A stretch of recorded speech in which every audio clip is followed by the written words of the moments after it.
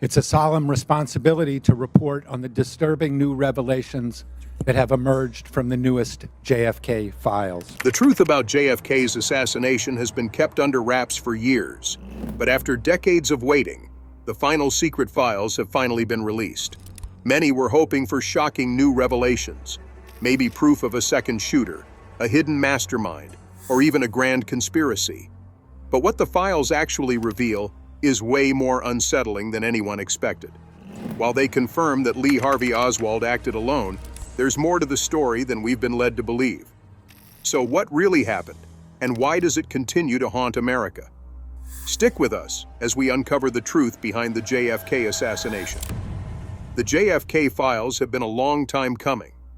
On March 18, 2025, the documents were released after Donald Trump ordered their declassification, keeping a campaign promise he'd made. While the files didn't exactly reveal any earth-shattering new details, they did shed light on Oswald's past. One of the big questions for years was whether Oswald had ties to the Soviet Union's KGB. Many believed he might have been working for them, but a newly released document seems to put that theory to bed. This document, dated November 20th, 1991, shows that a KGB agent named Slava Nikov looked through 5 detailed files on Oswald. Nikov wanted to find out if Oswald had ever been part of the KGB, and later shared his findings with an American professor named E. Smith. The conclusion? Oswald was never a KGB agent, and in fact Soviet intelligence didn't think he was even worth their time. But there's more. While the Soviet Union didn't see Oswald as useful, they still kept an eye on him while he was in the USSR. They even noticed him practicing shooting at one point, but they didn't think he was much of a marksman. The JFK files also reveal that the Warren Commission concluded Oswald acted alone when he shot President Kennedy on November 22, 1963. So, what exactly went down that day? Around 12:30 p.m., Oswald positioned himself inside the Texas School Book Depository in Dallas, just as Kennedy's motorcade passed below. He fired 3 shots, the third one striking Kennedy in the head and killing him. The second shot caused severe damage too, going through Kennedy's back, exiting through his neck, and continuing on to strike Texas Governor John Connally, who was sitting in front of the president. Connally later said it felt like he'd been punched in the chest, as the bullet tore through his armpit, moved through his chest, injured his wrist, and finally stopped in his thigh. One of the Secret Service agents that day was Clint Hill, who'd been assigned to protect Jacqueline Kennedy since 1960. When the first shot rang out, Hill sprang into action, running toward the president's car. He jumped on the back in an attempt to shield the Kennedys, but he was just inches away when Oswald's final bullet struck the president in the head. Jackie Kennedy, in utter shock, refused to let go of her husband, holding his head in her lap. Hill saw the extent of Kennedy's injuries and knew there was little hope. In his memoir, he recalled Jacqueline's heartbreaking words, "Jack, Jack, what have they done to you?" For years after the assassination, Clint Hill struggled with overwhelming guilt. He felt responsible for not saving Kennedy, and the burden was too much to bear. Hill turned to alcohol, withdrew from his family, and even considered ending his own life. He once admitted he'd tried his best, but it just wasn't enough. Interestingly, it's revealed that JFK had been battling severe back pain for most of his life, even undergoing multiple surgeries to try to manage it. He wore a special back brace, similar to a corset, that wrapped tightly around his hips and back. Over that, he wore a thick fabric bandage to hold everything in place. While it gave him support, the brace also made it difficult for him to move naturally. It kept him upright, even when he might have instinctively slumped forward. This may have played a role in his tragic death. When Oswald's first bullet struck Kennedy, he didn't collapse as many would expect. Instead, the back brace he wore kept him upright, leaving him fully exposed when the fatal shot hit him in the head. But let's move past the assassination for a moment. What else did the JFK files reveal? Keep reading, because what comes next will probably shock you. The newly released JFK files didn't uncover any jaw-dropping new facts about the assassination itself, but they did give us some pretty revealing details about the CIA's actions during the Cold War.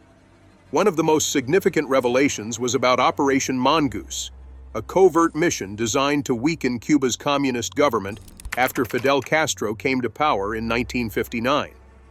The U.S. government wanted to remove Castro, and the documents showed just how far they were willing to go to make that happen.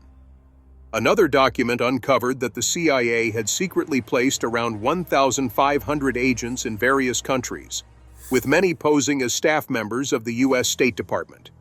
In the U.S. Embassy in Paris alone, there were 128 undercover CIA agents. Arthur Schlesinger Jr., a close advisor to Kennedy, warned that this could be disastrous, as it would damage the State Department's ability to manage foreign relations properly. The files also shed more light on the U.S. intelligence community's involvement in foreign government takeovers. One memo revealed that in 1963, the CIA Director's Office was directly in contact with operatives in Cuba who were working on removing Castro from power. The U.S. had been exploring various methods to get rid of Castro ever since he seized control of the Cuban government in 1959. Another document discussed a secret CIA mission, E4DE, aimed at overthrowing the Dominican Republic's President Rafael Trujillo. One part of the operation, called Malayu, focused on getting rid of Trujillo through violent means. The document even listed the names of CIA officers and others involved in the plot. Trujillo was assassinated in May 1961 while driving with his chauffeur on a highway, heading to meet his mistress. The CIA had noted that Trujillo often traveled without his security team on these private trips. The documents don't confirm whether the U.S. directly carried out the assassination, but they do show that the CIA was involved in efforts to remove him. As for the JFK files themselves, most had already been made public before the latest release. The National Archives reported that 99% of the 320,000 documents reviewed under the 1992 JFK Records Act were already published. During his first term, Donald Trump promised to release all remaining files, but only around 2,800 documents were made available. The CIA and FBI requested that thousands of other pages be kept secret for further review. When Joe Biden took office, his administration released about 17,000 additional documents. Still, fewer than 4,700 files were withheld, some entirely, others only partially. Just last month, the FBI found an additional 2,400 documents that had been kept from the public. It's also important to note that the newly released files do not support any of the conspiracy theories about JFK's assassination. Over the years, many people have suggested different theories. Some claim there was more than one shooter, others believe foreign enemies were involved, and some even suggest that Vice President Lyndon B. Johnson had a role, hoping to become president himself. Another theory that has been thrown around is that the mafia ordered the hit, and while the intelligence agencies did look into this and other theories, none of them were backed by real evidence. Now, given how brutal and shocking JFK's assassination was, how did it affect the country in the aftermath? Let's dive in and explore the impact. The assassination of President John F. Kennedy on November 22, 1963, left a lasting imprint on the United States, sparking significant political, social, and cultural changes in the years that followed. Right after the tragedy, Vice President Lyndon B. Johnson was swiftly sworn in as president aboard Air Force One, ensuring that the government stayed functional during this period of national crisis. This tragic event highlighted some key issues with the way presidential succession was handled, leading Congress to propose the 25th Amendment to the U.S. Constitution, which was ratified in 1967. This amendment clarified the process for filling a vice presidential vacancy and addressed issues like presidential disability, ensuring a clear line of succession going forward. In the wake of Kennedy's death, Johnson used the nation's grief and his political savvy to push through a series of progressive reforms known as the Great Society. These reforms aimed to eliminate poverty and racial injustice and led to landmark laws like the Civil Rights Act of 1964 and the Voting Rights Act of 1965. Johnson capitalized on the collective mourning and desire for change, securing a landslide win in the 1964 election and gaining the mandate to implement these transformative policies. Culturally, Kennedy's assassination marked the end of the innocence that many associated with the 1950s, ushering in an era of increased skepticism and questioning of authority. The shocking, very public nature of his death, combined with the later killing of the alleged assassin Lee Harvey Oswald, led to the rise of many conspiracy theories. Over time, people have developed all sorts of theories about what really happened, spurred by a deep mistrust of the official story. Some believe Oswald didn't act alone, while others think powerful groups or even foreign enemies played a role. Regardless, the assassination left a profound and lasting mark on the country. One significant change after JFK's death was how people consumed news. Television became the go-to way Americans experienced major events. The live coverage of Kennedy's shooting, Oswald's murder, and the funeral brought the nation together in a shared moment of shock and grief. This set the stage for the real-time news reporting we're used to today. Kennedy's death also had a huge effect on U.S. foreign policy. Since the assassination happened during the Cold War, the government had to rethink its approach to Vietnam and the broader fight against communism. Other countries, both allies and enemies, had to reassess their stance toward the United States following such a massive and unexpected shift in leadership. One of the immediate changes that came about was in presidential security. The Secret Service quickly realized the need for tighter protection after JFK's assassination exposed flaws in the system. Security measures became much stricter, leading to the heightened protocols we see today. Before Kennedy's death, it was normal for presidents to ride around in open cars with little protection, but that all changed after Dallas. The assassination has since become one of the most talked about events in history, inspiring books, movies, documentaries, and countless discussions as people continue to try and make sense of what happened. Even decades later, the story remains as fascinating as ever because it reshaped so much about the country. Kennedy had been a strong advocate for civil rights before he died, and his assassination actually helped speed up changes in that area.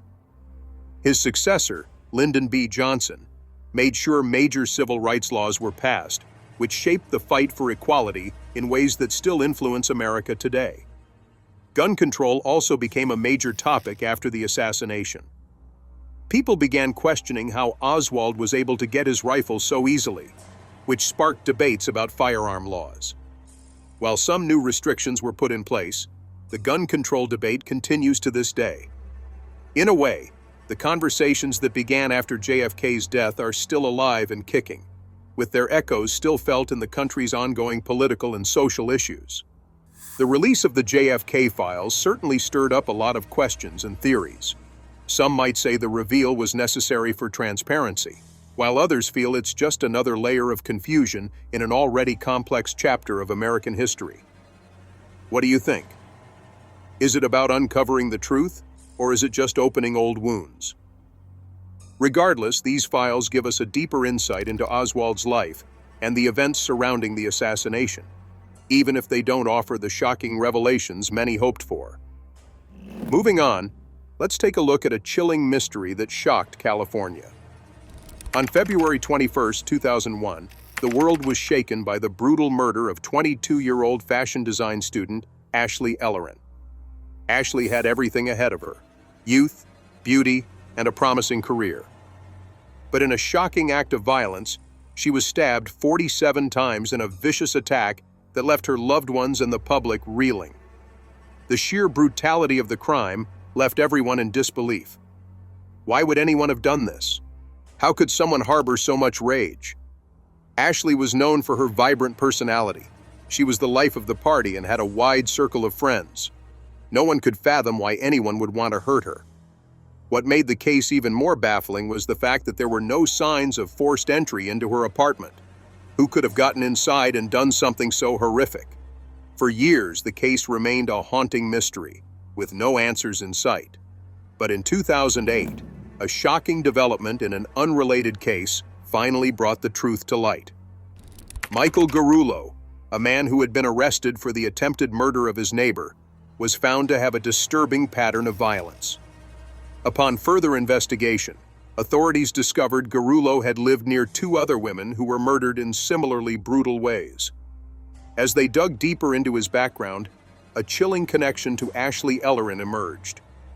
Garullo had interacted with Ashley in the weeks leading up to her death, and witnesses revealed that he had been romantically pursuing her, despite her lack of interest. This revelation changed everything. With mounting evidence linking him to the crime, Garullo was charged with Ashley's murder. In 2021, after years of legal battles, he was convicted and sentenced to death. It seemed like justice had been served, and Ashley's family could finally begin to heal. But just when the case seemed closed, new evidence emerged, throwing everything into uncertainty. Enter Ashton Kutcher. Yes, the beloved Hollywood star, known for his roles in That 70s Show and Punk'd, has now found himself at the center of speculation regarding Ashley's murder. To understand how he's connected, we need to look back to the year 2000. That's when Ashley and Ashton first met at a friend's birthday party in Los Angeles. At the time, Ashton was in a relationship, so he introduced Ashley to one of his friends. After their relationships ended, Ashley and Ashton reconnected, and their connection began to blossom. Tragically, Ashley's life was cut short before they could explore a deeper relationship. On the night of her murder, Ashton was supposed to pick Ashley up for a date, but what happened afterward remains shrouded in mystery. Now, with new evidence surfacing, investigators are revisiting Ashton's involvement in the case. Could his role have been more significant than anyone initially thought? Or is it just another case of misplaced suspicion, with a public figure being unfairly scrutinized? High-profile cases like this often become tangled in a web of facts, speculation, and media frenzy. As the investigation reopens and fresh leads are followed, the case that once seemed closed is now unraveling in ways no one could have predicted. Could there be more players involved in Ashley's murder, or is this just a case of a famous person being caught up in a tragedy they had no part in? Only time will tell, but the truth remains elusive, and the mystery deepens. Prepare to be absolutely stunned as we unravel the unexpected twists and shocking revelations in this unsettling and tragic case. The night Ashley Ellerin's life was brutally cut short, she had been eagerly preparing for what seemed like a perfect evening, a date with none other than Hollywood heartthrob Ashton Kutcher. Ashton, who became a household name with his hilarious portrayal of the goofy yet lovable Kelso in That 70s Show, had been in contact with Ashley earlier that very day. This connection between the two, once thought to be nothing more than a chance encounter, now links them in ways that no one could have foreseen. What makes this even more intriguing is that Ashley and Ashton had made plans to meet up that evening, and Ashton, who was the last person to speak with Ashley over the phone, seemed to be at the center of a tragic series of events no one could have predicted. What began as an innocent evening of romantic plans quickly spiraled into a night of horror. Ashley, a vibrant young woman full of promise and potential, was found dead in her own home later that night, a victim of a brutal and senseless act of violence. The absence of anyone to help her in that moment left her in a vulnerable, heartbreaking position. It didn't take long for the investigators to realize that something was terribly wrong, and the connection between Ashton and the crime scene became undeniable. The lingering question at the forefront of everyone's mind was, what happened during their planned date? Could Ashton's presence at the scene indicate he was in any way involved in her tragic death? As the investigation unfolded, these questions only grew more pressing, especially when Ashton himself admitted to being present near the crime scene on that fateful night. In an interview with the press, Ashton revealed his unease at the prospect of his fingerprints being found on the doorknob of Ashley's house. He admitted to feeling nervous about his potential connection to the crime, but the bigger question remained: what exactly transpired between him and Ashley that evening? According to Ashton, the evening had started off with a phone call. At 8:24 p.m., he called Ashley to let her know that he would be running late for their date. He said that Ashley had been completely fine with the change of plans, even telling him that she had just finished showering and still needed to dry her hair. When Ashton arrived at her home at around 10:45 p.m., he found the lights on, but the door was locked. He knocked several times, but when he received no response, he assumed that Ashley had gone out with her friends. After waiting for a while, Ashton became frustrated. He then decided to peek through a window, where he claimed to have seen what appeared to be red wine spilled on the carpet. He didn't think much of it at the time, and assuming everything was fine, he left the scene. However, the next morning, Ashley's roommate discovered her lifeless body, several hours after the brutal murder had taken place. Although Ashton cooperated fully with the police, which prevented him from being labeled a prime suspect, his actions and account of the events that night left many feeling uneasy. As the details of his testimony began to sink in, people began to question whether his involvement in the situation was as innocent as he had portrayed. One detail that stood out and raised eyebrows was Ashton's claim that he had mistaken blood for red wine. This particular moment seemed off to many, as it seemed highly unlikely that someone with Ashton's level of experience and awareness would make such a crucial error. Was this just a careless mistake, or was there more to the story? And if his story was genuine, the fact that he left without further investigation only deepened the mystery. Could his hasty departure from the scene have unintentionally delayed the discovery of Ashley's murder, possibly allowing critical evidence to go unnoticed? As time went on, even more shocking revelations surfaced, further complicating the case. In an unexpected and dramatic twist, Ashton Kutcher found himself facing accusations of being involved in Ashley Ellerin's murder. These fresh allegations, fueled by newly uncovered evidence, have taken everyone by surprise. The person behind these accusations is none other than Daniel Nardoni, the attorney representing Michael Garullo, a man with his own chilling criminal history. Nardoni brought attention to a detail that many had previously overlooked, and his case is supported by a testimony that has sent shockwaves throughout the public. The person who came forward with this unsettling testimony is Ashley's former apartment manager, an aspiring actor who claims to have had an intimate relationship with Ashley during her life. This revelation adds a layer of complexity to the case that no one could have predicted. As the investigation continues to dig deeper into these new allegations and evidence, the mystery surrounding Ashley's murder seems further from being solved than ever. Could there be more to this story than anyone initially imagined? With each new twist and turn, the case becomes more convoluted and harder to understand. Only time will tell whether these fresh revelations will bring clarity to the situation or lead to even more questions.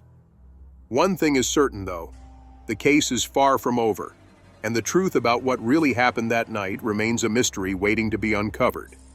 Even more shocking details have emerged, leaving everyone questioning the true nature of Ashton Kutcher's involvement in the murder of Ashley Ellerin. It's been revealed that on the night of her death, Ashley was not alone in her apartment when she spoke with Ashton over the phone.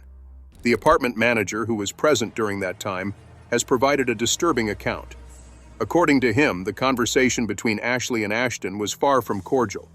He claims the two had a heated argument, suggesting serious tension between them.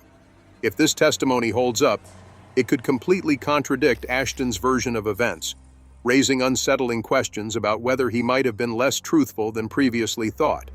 But the apartment manager's testimony isn't the only one adding to the growing suspicions. A neighbor has also come forward with a chilling detail that further complicates the case. The neighbor claims to have heard Ashley screaming twice at around 8:30 p.m. on the night of her murder.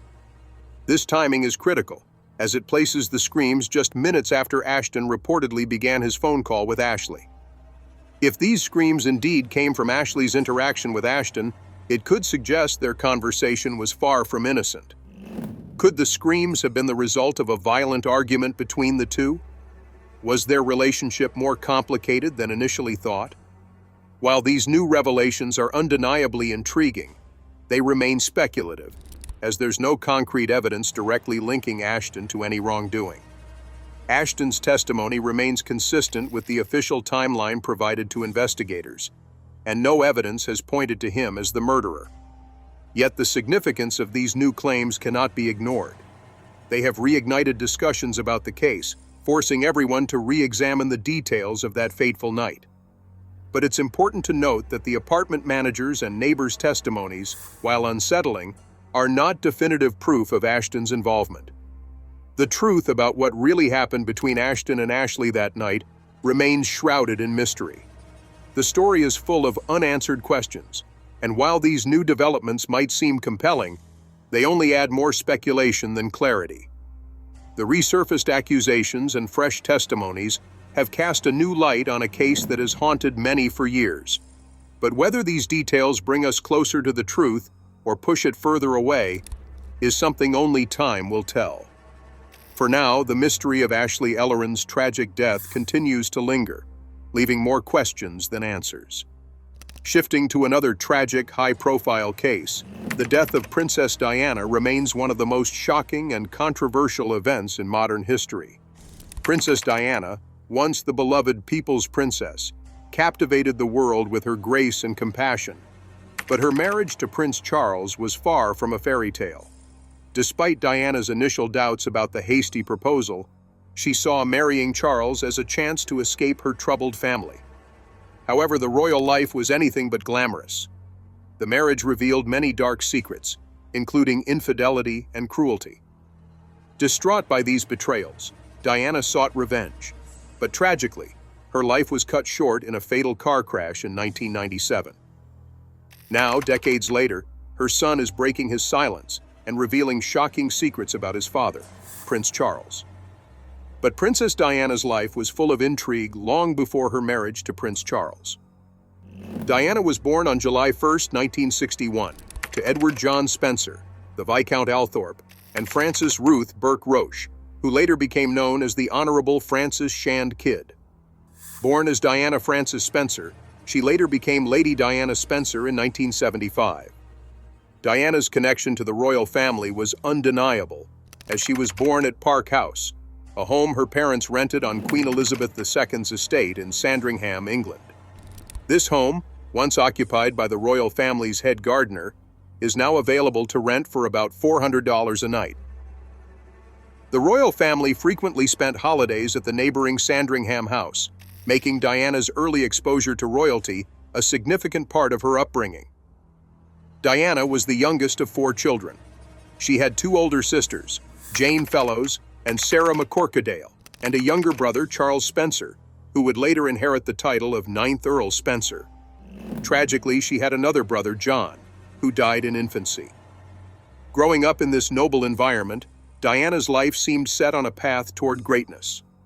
However, her early life and experiences would eventually lead her to a controversial and eventful adulthood, one that would make her a global icon and, ultimately, a tragic figure. Her journey from a young aristocrat to the world-renowned Princess of Wales was filled with complexity, and her untimely death in 1997 has left many questions unanswered about the circumstances surrounding her life and death.